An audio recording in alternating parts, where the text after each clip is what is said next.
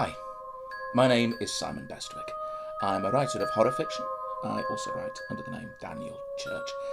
Over the years, Ramsey Campbell has been a huge influence on me and on my work. As a writer, as a commentator on horror and on much else, and as a friend.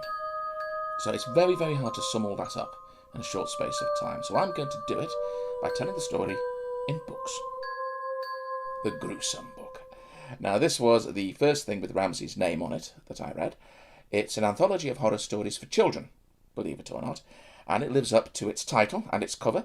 It came out in 1983, so I read it when I was about 9 or 10 years old.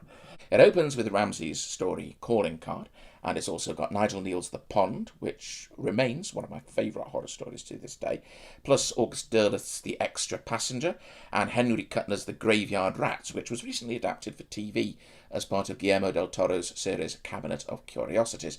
The adaptation's good, but it doesn't come close to the sheer, suffocating terror of the Kuttner story itself. Seriously, read it. Get hold of this anthology if you can. It was my first encounter with not only Ramsey's work, but that of a number of other writers that I would go on to love. So, Ramsey, thank you for warping my fragile little brain there, alone with the horrors. I've put my copy of that somewhere safe. In fact, I put it somewhere so safe that I can't actually find it now. So, here's the cover image. We're jumping forward now to 1996. I just finished university and I was trying to find my feet as a writer, and I was getting back into reading horror. I grabbed a lot of anthologies and story collections, and this was one of them. It's a huge retrospective collection of Ramsey's short fiction up to that point, which was already 30 years, so it would have had to be double the length to do the same justice to his career now. It is full of classic stories of his, like The Companion, The Brood, The Hands, The End of a Summer's Day, In the Bag, Macintosh Willie, The Man in the Underpass, and many, many more. It's a fantastic starting point if you want to get into Ramsey's short fiction. The Face That Must Die, Ramsey's second novel under his own name. So soon enough, I was not only writing my own first short stories and getting them published, but I'd been made the assistant editor of a locally based fanzine called Unreal Dreams. And around the same time, I read this book, which is pretty much the first novel of Ramsey's I read, I think. And it made a huge impression on me. It's a psychological horror novel. There's nothing supernatural in it. And it spends most of its time in the mind of a paranoid, homophobic murderer called John Horridge. This is the Futura edition of the book, which also contains At the Back of My Mind, a guided tour, which is a painfully honest essay by Ramsey on his childhood and on his relationship with his mother, who was an undiagnosed schizophrenic. It's been reprinted, that essay, in Ramsey Campbell, probably, and expanded on, and it's a very powerful account. Both it and the book made a big impression upon me once again. Now, this book is set around Tuebrook in Liverpool, which is also the setting for stories like Macintosh Willie and The Man in the Underpass, and its heroine is a young woman called Kathy Gardner. Funnily enough, one of Unreal Dreams' contributors was a young woman from Tuebrook in Liverpool by the name of Catherine J. Gardner, later known as Kate Gardner, and also later known as Mrs. Bestwick. The House on Nazareth Hill. Now, I've actually only read this book once, and I have never read this copy, because it's a brilliant haunted house novel.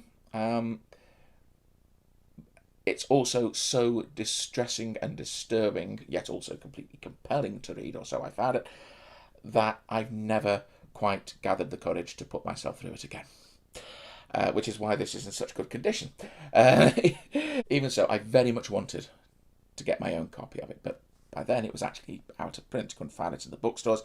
This was at the end of the 1990s, when most publishers no longer wanted to touch anything horror related with the barge pole, basically. And then there was this one-day mini-convention in York, which I went to with my then-girlfriend, and Ramsey was there, as were Simon Clarke, Stephen Laws, Pete Crowther, I think, and numerous others who all read from their latest works. And for the second part of the event, the organisers opened the floor to anyone else who wanted to read. I was one of only 2 people insane enough to volunteer, and it wasn't until I began reading my story, which was a piece called Walking in a Winter Wonderland, that I realised I was doing my first ever public reading of a story in front of Stephen Laws, Simon Clarke, and, Ramsey Campbell. I only dared to look at once, and I saw my girlfriend staring at me with her fist in her mouth like this. Ramsey was selling copies of some of his books at the event, including a copy of Nazareth Hill. I didn't get a chance to buy it then, but I wrote to him and sent a cheque for the book, and he sent the book, signed, and with this little amendment here, because there was a little typo on the last page, and he corrected that himself by hand, and also including a covering letter written on a page from one of his manuscripts in progress on the back of it, telling me that public readings do get easier as you would go along, but my nerves weren't apparent, and that I read excellently. As you can imagine, that was quite a cool moment, and one day I hope to pluck up the nerve to actually read my own copy of The House on Nazareth Hill. The booking. Now, a lot had happened between this and this. Most notably, I got to know Ramsey and his family, personally as well as professionally. And I can now very proudly call him a good friend as well as a colleague. He's done more than any other living writer, except maybe Stephen King, to prove that horror fiction can be real, worthwhile literature. He unfailingly supports other, newer authors whenever he can, and he's an enormously witty, knowledgeable and generous human being. I am very proud to know him, and so this novella in particular means a great deal. As I mentioned, I got married to a contributor of Unreal Dreams, long after the magazine had disappeared, of course. Got married to Kate Gardner, and the booking, which was published at the same time, is dedicated to us both on the occasion of our wedding. We received a lot of very cool wedding gifts, but this, I think, may have been the coolest. So, Ramsey, thank you for this, for the dedication, for all of these books, and for being a friend, for being who you are. And we wish you many more years and many more books to come.